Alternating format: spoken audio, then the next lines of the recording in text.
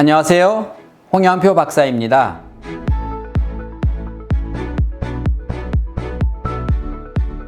저는 어렸을 적에 저희 어머니에게 가장 듣기 싫었던 말이 숙제해라, 일기 써라, 영어 외워라 이런 이야기들이 아니었습니다. 제가 어렸을 적에 가장 듣기 싫었던 말은 나누어 먹어였습니다. 저희 어머니는 항상 어디서 뭘 하나 이렇게 얻어오시면 항상 나눠 먹어라 이 말씀을 하셨어요. 저희 형제가 엄청 많은 게 아니라 4남매인데도 불구하고 저희 어머니는 항상 나눠 먹어. 어느 날은 밖에서 돌아오시면서 그 당시 아주 유행하던 박하사탕이나 알사탕 큰 게 있었어요. 그걸 우리 어머니는 어디서 한 개를 가지고 들어오셨어요. 그리고 저희 형제들을 나눠주십니다. 어떻게 나눠주냐면 앞치마에다 이렇게 싸가지고요. 깨물어가지고 너 조금 이렇게 해요. 저희는 그거 하나 얻어먹으려고 제비새끼처럼 이렇게 어머니를 바라봤던 기억이 나요. 당연히 제 마음속에는 나눠 먹어. 이게 한이 맺혔었죠.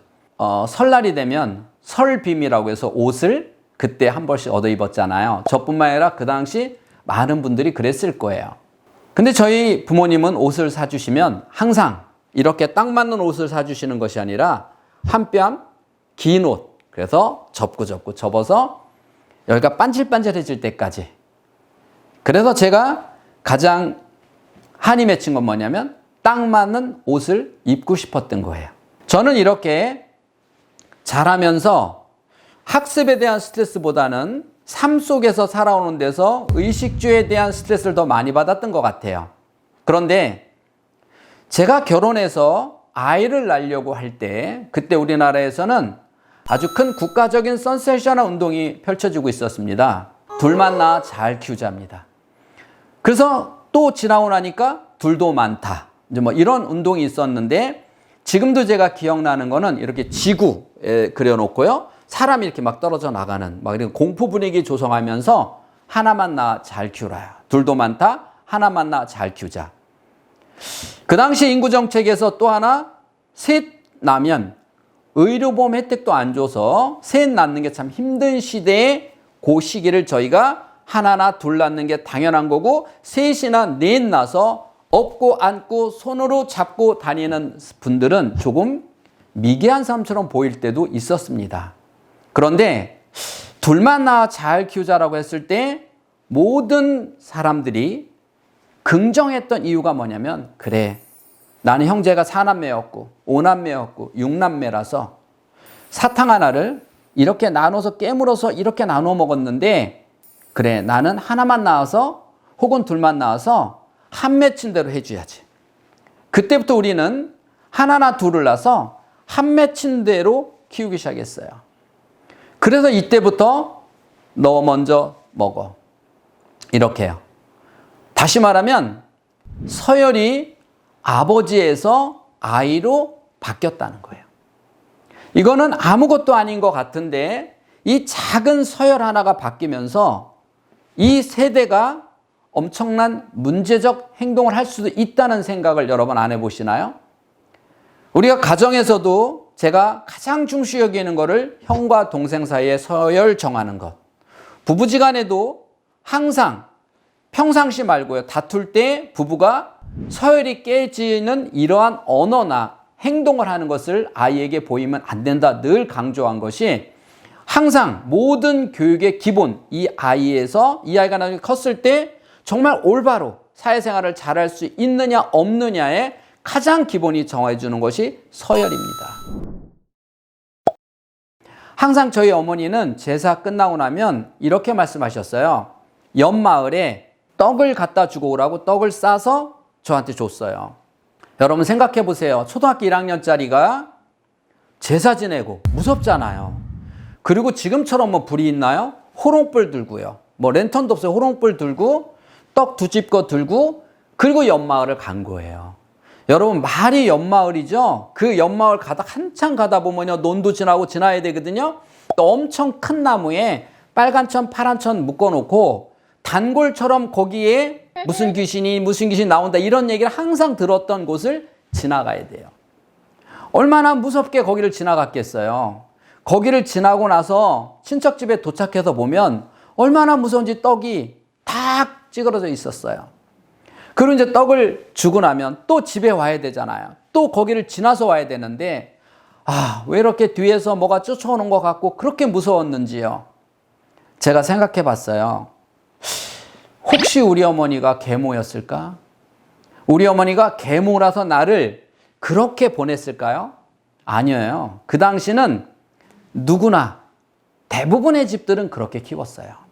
왜냐하면 그 집도 제사 지내는 날은 그 집에 있는 아이가 있을 거 아니에요. 그 친구가 저희 집에 떡을 가지고 왔어요. 제가 어떻게 하냐고요? 이미 제사 지내는 날은 그 떡을 먹으려고 새벽까지 제가 잠 안 자고 기다렸잖아요. 정말 졸리면 성난골 눈에다 받쳐놓고 기다렸어요.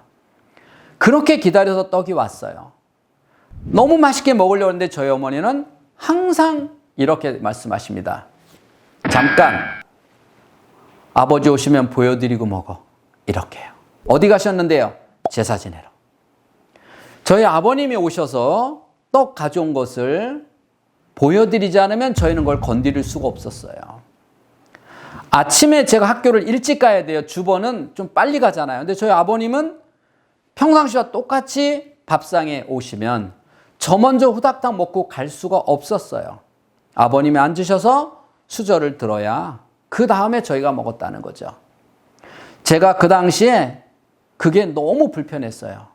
왜 빨리 나 먼저 먹고 가라고 하지 않을까? 또 맛있는 게 있으면 좀 나 좀 많이 먹게 하지. 왜 그걸 못 먹게 눈치를 했을까? 그런 생각을 했었는데 제가 뇌를 연구하고 인성교육을 연구하면서 정말 우리 부모님 세대는 우리보다 배움은 없었지만 정말 지혜로웠다. 그래서 지식과 지혜는 너무나도 다르다는 거예요. 이렇게 서열을 정해줘야 되는데 하나만 나와서 잘 키우다 보니까 서열이 깨졌다는 거예요. 그리고 하나만 나와서 잘 키우다 보니까 어떤 아이의 문제적 행동도 다 감싸게 된 거예요. 그리고 옛날처럼 형이 동생을 컨트롤하던 시대가 아니라는 거죠. 저희는 형제가 4남매인데도 불구하고 형하고 저하고 나이 차이가 많이 나요. 저는 맛있는 걸 제가 먹고 싶어도 반찬이 있으면 그것만 먹고 싶은데도 불구하고 형님의 눈빛이 저를 늘 감시하고 있었기 때문에 그러지 못했어요. 어떻게 보면 아버지보다 형이 더 무서웠다는 거죠. 이렇게 자연스럽게 형제지간의 서열이 정해졌던 이 시대에서 하나나 둘이 나면서 이런 것이 없어졌다는 거죠.